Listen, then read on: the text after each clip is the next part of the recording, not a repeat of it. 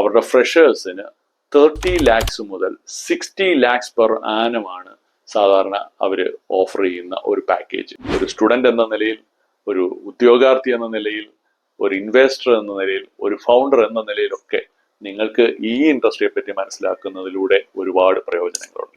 Nvidia അവരുടെ beginner ലെവലുള്ള സ്റ്റാഫിനൊക്കെ 2020 കൊടുത്തിരുന്നത് ഏകദേശം 25 lakhs വാല്യൂ സ്റ്റോക്ക് ഓപ്ഷൻസ് ആയിരുന്നു.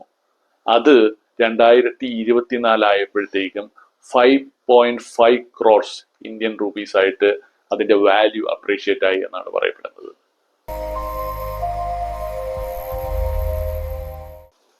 എല്ലാവർക്കും നമസ്കാരം. നമ്മൾ സാധാരണ കഴിക്കുന്ന ബ്രിട്ടാനിയ 50-50 ബിസ്ക്കറ്റിന്റെ ഏകദേശ സൈസാണ് ഒരു മൈക്രോ പ്രോസസർ ചിപ്പിനുള്ളത്. ഇന്ന് നമ്മൾ ഉപയോഗിക്കുന്ന എല്ലാ ഡിവൈസുകളിലും, ഒരുപക്ഷെ നിങ്ങൾക്കറിയാം, നമ്മൾ ഉപയോഗിക്കുന്ന ലാപ്ടോപ്പുകളിൽ ഇന്റലിന്റെയും ആപ്പിളിന്റെയും AMDയുടെ ഒക്കെ ചിപ്പുകൾ ഉപയോഗിക്കുന്നുണ്ട്. അതേപോലെ തന്നെ നമ്മൾ ഉപയോഗിക്കുന്ന സെൽഫോണുകളിൽ ആപ്പിളിന്റെയും കോൾകോമിന്റെയും മീഡിയ ടെക്കിന്റെ ഒക്കെ ചിപ്പുകൾ ഉപയോഗിക്കുന്നുണ്ട്. അങ്ങനെ വലിയ ഡേറ്റാ സെന്ററുകളിൽ, നമ്മുടെ ഫ്ലൈറ്റുകളിൽ, ഷിപ്പുകൾ മുതൽ, നമ്മുടെ സ്പേസ് സ്റ്റേഷൻ മുതൽ, നമ്മുടെ മ്യൂസിക്കൊക്കെ കേൾക്കാൻ ഉപയോഗിക്കുന്ന ചെറിയ എയർപോർട്സുകളിൽ വരെ വലുതും ചെറുതുമായ മൈക്രോ പ്രോസസർ ചിപ്പുകൾ ഇന്ന് ഉപയോഗിക്കപ്പെടുന്നുണ്ട്. ഈ ചിപ്പുകൾ വളരെ കോംപ്ലിക്കേറ്റഡ് ആയ, വളരെ എക്സ്പെൻസീവായ, വളരെയേറെ എക്സ്പെർട്ടൈസ് വേണ്ട ഒരു ടെക്നോളജിയാണ്. ഈ ചിപ്പുകളെ ഡിസൈൻ ചെയ്ത് മാനുഫാക്ചർ ചെയ്യുന്ന കമ്പനികളെയാണ് നമ്മൾ പൊതുവെ സെമി കണ്ടക്ടർ കമ്പനീസ് എന്ന് വിളിക്കുന്നത്. അത് മാത്രമല്ല, ഇതിന് പലതരത്തിലുള്ള മെറ്റീരിയൽസ് ആവശ്യമുണ്ട്. അതേപോലെ ഡിസൈൻ ചെയ്യാനും ടെസ്റ്റ് ചെയ്യാനും ഒക്കെ പലതരത്തിലുള്ള ടൂൾസ് ആവശ്യമുണ്ട്. അപ്പോൾ ഇതൊക്കെ പ്രൊവൈഡ് ചെയ്യുന്ന കമ്പനികളെയൊക്കെ ചേർത്ത് നമുക്ക് പൊതുവെ ഇതിനെ സെമി കണ്ടക്ടർ ഇൻഡസ്ട്രി എന്ന് നമുക്ക് വിളിക്കാം. ഇന്ന് ലോകമെമ്പാടും ഈ മൈക്രോ പ്രോസസർ ചിപ്പുകൾക്ക് ഹ്യൂജ് ഡിമാൻഡാണുള്ളത്.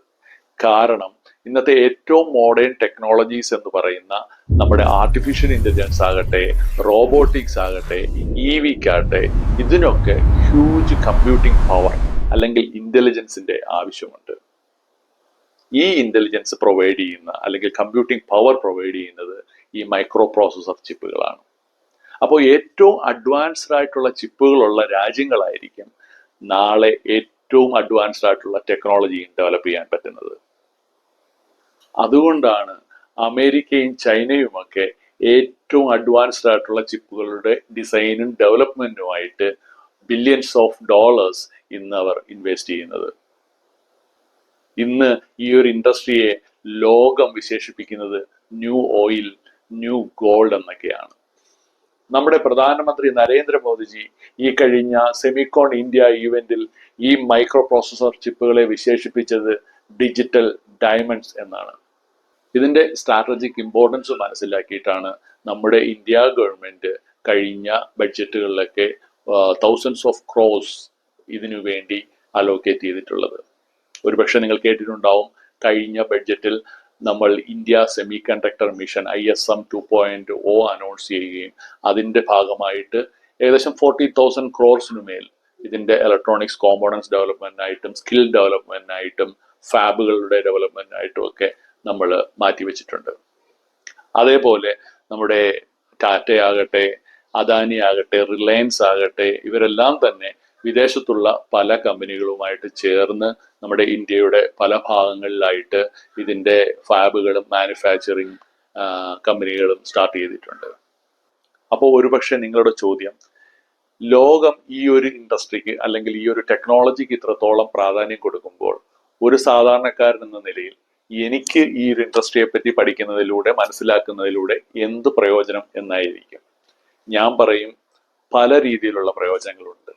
ഒരു സ്റ്റുഡന്റ് എന്ന നിലയിൽ, ഒരു ഉദ്യോഗാർത്ഥി എന്ന നിലയിൽ, ഒരു ഇൻവെസ്റ്റർ എന്ന നിലയിൽ, ഒരു ഫൗണ്ടർ എന്ന നിലയിലൊക്കെ നിങ്ങൾക്ക് ഈ ഇൻഡസ്ട്രിയെ പറ്റി മനസ്സിലാക്കുന്നതിലൂടെ ഒരുപാട് പ്രയോജനങ്ങളുണ്ട്.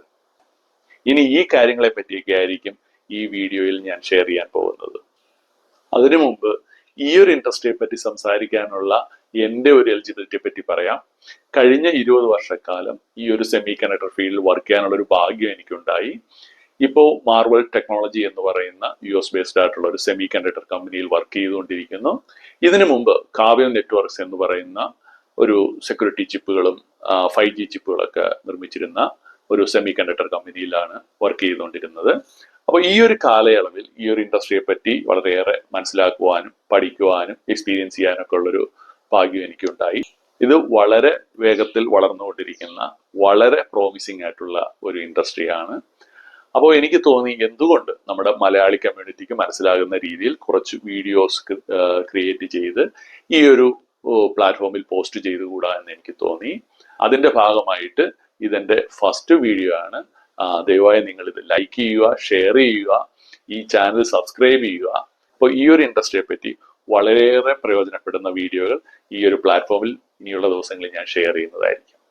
ഇനി ബെനിഫിറ്റ്സിനെ പറ്റി പറയുകയാണെങ്കിൽ നിങ്ങൾക്ക് അല്ലെങ്കിൽ നിങ്ങളുടെ കുട്ടികൾക്ക് ചൂസ് ചെയ്യാവുന്ന നല്ലൊരു കരിയറാണ് ഈ സെമി കണ്ടക്ടർ ഫീൽഡ്. ഈ പറയുന്ന സെമി കണ്ടക്ടർ കമ്പനികളെല്ലാം പൊതുവെ US ബേസ്ഡ് കമ്പനികളാണ്.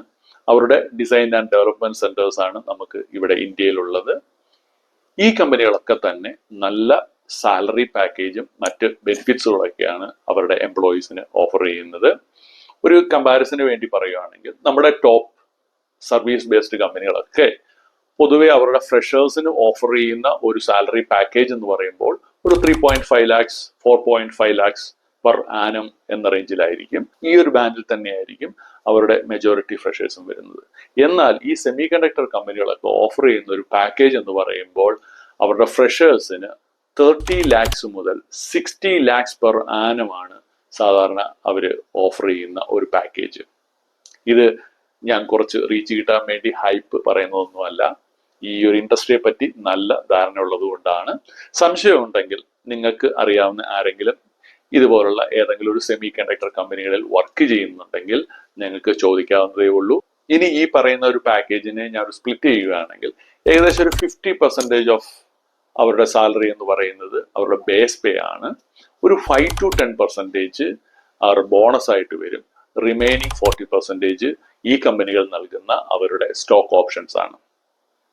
ഈ സെമി കണ്ടക്ടർ കമ്പനികളുടെ സ്റ്റോക്ക് ഓപ്ഷൻസ് എന്ന് പറയുകയാണെങ്കിൽ ഞാൻ പറയും ലോട്ടറിക്ക് തുല്യമാണ്. കഴിഞ്ഞ 4-5 വർഷങ്ങളിൽ ഈ പല സെമി കണ്ടക്ടർ കമ്പനികളും പല മടങ്ങായിട്ട് അവരുടെ സ്റ്റോക്ക് ഓപ്ഷൻസ് വളർന്നു എന്ന് നമുക്ക് കാണാൻ കഴിയും. ഒരു റെഫറൻസിന് വേണ്ടി പറയുകയാണെങ്കിൽ NVIDIA അവരുടെ ബിഗിനർ ലെവലിലുള്ള സ്റ്റാഫിനൊക്കെ 2020 കൊടുത്തിരുന്നത് ഏകദേശം 25 lakhs വാല്യൂ സ്റ്റോക്ക് ഓപ്ഷൻസ് ആയിരുന്നു. അത് 2024 ആയപ്പോഴത്തേക്കും 5.5 crores ഇന്ത്യൻ റുപ്പീസ് ആയിട്ട് അതിന്റെ വാല്യൂ അപ്രീഷിയേറ്റ് ആയി എന്നാണ് പറയപ്പെടുന്നത്. ഇത് ഒരു വർഷം കിട്ടുന്ന കാര്യമല്ല, ഓരോ വർഷവും ഇതുപോലെ കിട്ടിക്കൊണ്ടിരിക്കും. ഇനി ഇൻവെസ്റ്റ്മെന്റ് ഓപ്ഷനുകളെ പറ്റി പറയുകയാണെങ്കിൽ നിങ്ങൾ ഇവിടെ കാണുന്ന ഈ ടോപ്പ് സെമി കണ്ടക്ടർ കമ്പനികളിൽ മിക്കതും കഴിഞ്ഞ 5 വർഷത്തിൽ 3 മുതൽ 30 മടങ്ങിന് മേൽ ഗ്രോത്ത് നൽകിയ കമ്പനികളാണ്. ഈ കമ്പനികളിലെല്ലാം തന്നെ ഇന്ന് നമുക്ക് ഇന്ത്യയിൽ നിന്ന് ഇൻവെസ്റ്റ് ചെയ്യാൻ പറ്റുമെന്ന് നിങ്ങൾ ഒരുപക്ഷെ പലർക്കും അറിയില്ലായിരിക്കാം. ഇനി സ്റ്റാർട്ടപ്പ് ഓപ്ഷൻസിനെ പറ്റിയാണ്. നമ്മുടെ ഇന്ത്യയിലെ പല സിറ്റികളിലും, അത് നമ്മുടെ ബാംഗ്ലൂർ മുതൽ ഹൈദരാബാദ് മുതൽ നമ്മുടെ കൊച്ചിയിൽ വരെ പല സെമി കണ്ടക്ടർ സ്റ്റാർട്ടപ്പുകൾ ഇന്നുണ്ട്. ഇതിൽ പലതും ഈ വലിയ കമ്പനികളിൽ വർക്ക് ചെയ്ത എക്സ്പേർട്ടുകൾ സ്റ്റാർട്ട് ചെയ്യുന്ന കമ്പനികളായിരിക്കും. അതിന് ഈ വലിയ കമ്പനികളുടെ ഫണ്ടിങ്ങും ചിലപ്പോൾ ഉണ്ടാകും. അവർ നമ്മുടെ സാധാരണ കോളേജുകളിൽ നിന്നൊക്കെ ഹയർ ചെയ്യാറുണ്ട്, നല്ല സാലറി പാക്കേജുകൾ ഓഫർ ചെയ്യാറുണ്ട്, ആ സ്റ്റാർട്ടപ്പിന്റെ ഷെയറുകൾ ഓഫർ ചെയ്യാറുണ്ട്. അവരൊരു പർട്ടിക്കുലർ പ്രോഡക്റ്റ് അല്ലെങ്കിൽ ആ ഒരു IPയെ പറ്റി മാത്രമായിരിക്കും റിസർച്ച് ചെയ്യുന്നത്. അത് പൂർണ്ണമായിട്ടും ഡെവലപ്പ് ചെയ്ത് കഴിഞ്ഞാൽ ഈ വലിയ കമ്പനികൾ വന്ന് ഇതിനെ അക്വയർ ചെയ്യാനുള്ള ചാൻസ് വളരെ കൂടുതലാണ്. ഇതിലൂടെ ഇതിന്റെ ഫൗണ്ടേഴ്സിനാകട്ടെ എംപ്ലോയീസിനാകട്ടെ ഹ്യൂജ് വെൽത്ത് ക്രിയേറ്റ് ചെയ്യാനുള്ള ഒരു വലിയ ഓപ്പർച്യൂണിറ്റിയാണ് കിട്ടുന്നത്. അപ്പോൾ ഇതേ പറ്റിയുള്ള വളരെ ഡീറ്റെയിൽഡ് ആയിട്ടുള്ള കാര്യങ്ങൾ ഇനിയുള്ള വീഡിയോയിൽ ഞാൻ ഷെയർ ചെയ്യുന്നതായിരിക്കും. ഇത് നിങ്ങൾക്ക് വളരെയേറെ പ്രയോജനപ്പെടും എന്നുള്ള കാര്യം ഉറപ്പാണ്. അപ്പോൾ ഒരു കാരണവശാലും ഈ വീഡിയോ ലൈക്ക് ചെയ്യാനും ഈ ഒരു ചാനൽ സബ്സ്ക്രൈബ് ചെയ്യാനും മറക്കരുത്. അപ്പോൾ വീണ്ടും കാണുന്നിടം വരെ ബൈ, താങ്ക് യു.